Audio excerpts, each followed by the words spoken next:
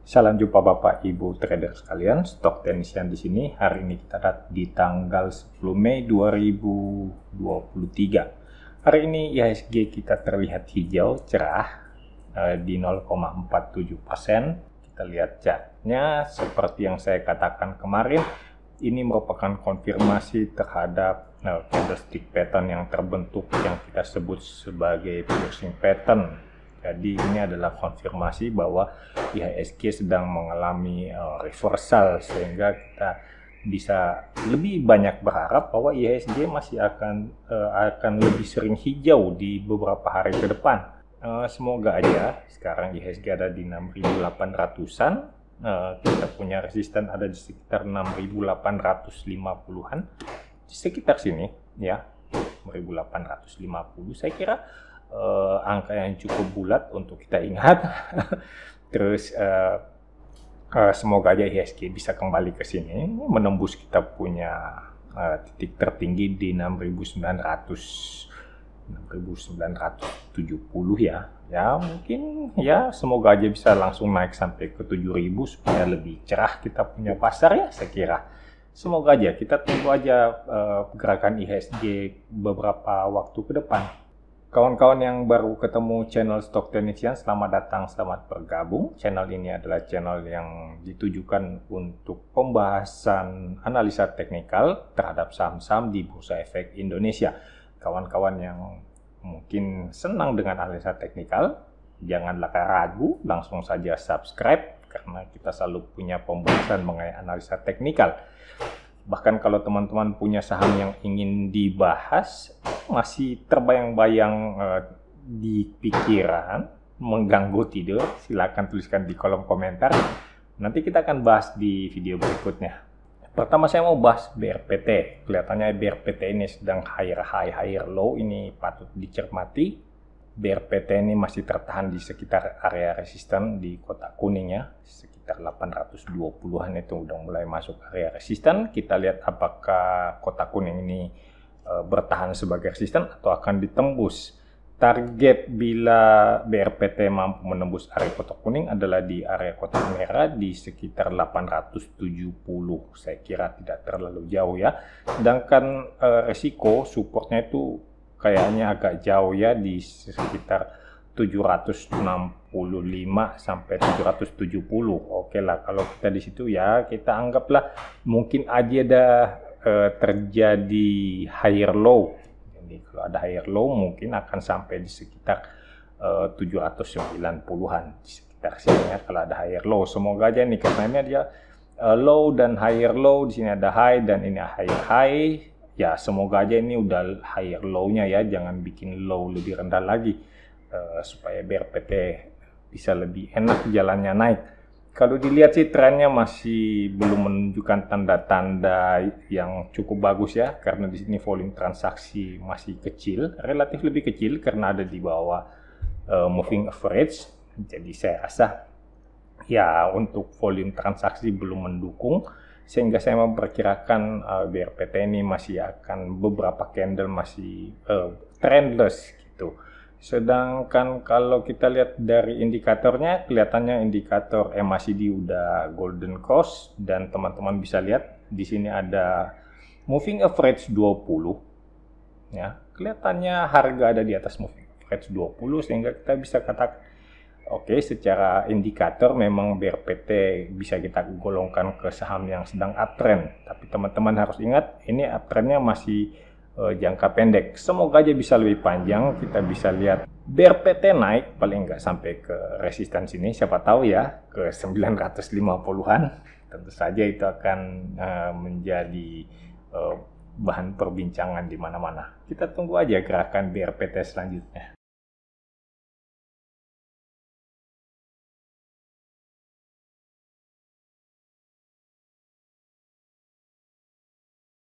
Berikutnya saya punya saham WIFI. Nah, WIFI ini pernah kita bahas beberapa waktu yang lalu. Silakan teman-teman boleh cek punya pembahasan.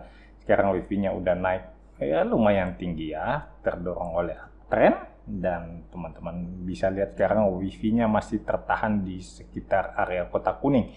Jadi area kotak kuning ini belum tertembus, masih kita katakan sebagai resisten. Jadi ya WiFi masih bermain-main di sekitar resisten. Semoga aja ini bisa segera tertembus. Kalau kita lihat lebih dekat, memang ternyata pada saat upaya untuk menembus resisten selalu diikuti atau ditandai dengan peningkatan volume yang cukup besar. Ya, setiap kali berusaha naik, kita lihat volume transaksinya ada di atas rata-rata, sehingga saya lebih cenderung untuk mengatakan WiFi masih bisa naik. Meskipun saya nggak tahu, dan saya rasa teman-teman juga udah tahu ya, kita nggak pernah bisa tahu masa depan, tapi kita hanya bisa mengantisipasi. Apabila WiFi naik, target berikutnya ada di resisten kotak merah di harga 2060, sedangkan support ada di area kotak hijau di sekitar 216, atau mungkin kalau teman-teman mau agak lebih safe di 2010, itu agak jauh ya. Jadi teman-teman bisa memperkirakan kalau kita belinya sekarang berapa reward, berapa risk, apakah ini layak ditradingkan atau enggak. Kalau teman-teman yang mau menunggu sampai di dekat area support kotak hijau, bisa saja, cuman resikonya selalu ada. Jadi setiap keputusan itu selalu diiringi dengan resiko. Karena teman-teman mau menunggu di area kotak hijau, ya resikonya bisa-bisa nggak kebagian barang, harganya udah keburu terbang. Tapi kalau kita ambil resikonya, ambil di area kotak kuning, kita makan, resikonya adalah ternyata resisten di kotak kuning ini masih terlalu kuat sehingga WiFi kemudian turun mendekati area kotak hijau sebagai support. Nah, itu adalah resiko. Selalu ada resiko di setiap pengambilan keputusan. Jadi teman-teman, kita nggak bisa tahu yang mana akan kita hadapi, tetapi kita selalu siapkan antisipasi. Kita udah ketahui resikonya, bisa kita kendalikan, baru kita ambil tindakan.